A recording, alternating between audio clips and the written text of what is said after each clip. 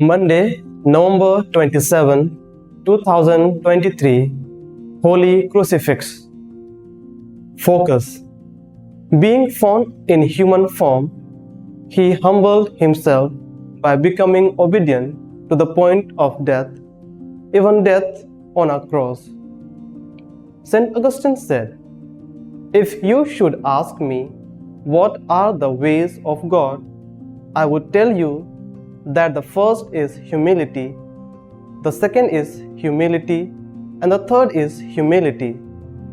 And he added, "Not that there are no other precepts to give, but if humility does not precede all that we do, our efforts are fruitless." We can never forget the most beautiful verse in the Bible. God so loved the world that He gave His only Son.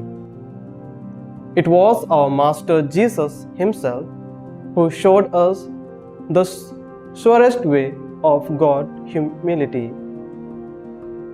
What could be more humble than Almighty God becoming a far from mighty human being, and then enduring a humiliating death as a common criminal?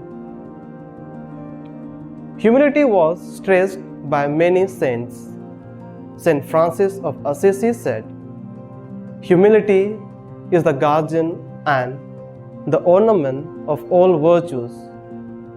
St. Teresa of Avila said, "It is a virtue that should be avidly pursued by deliberate practice, but it is also pure, unmerited gift. It is God's first gift to those who pray." Yet, humility is such a virtue that the moment we think we have it, we lose it. Fruit. Thinking of Christ on the cross, I reflect on His saving act, His humility, and His great love for me. Then I go out and do as my heart tells me.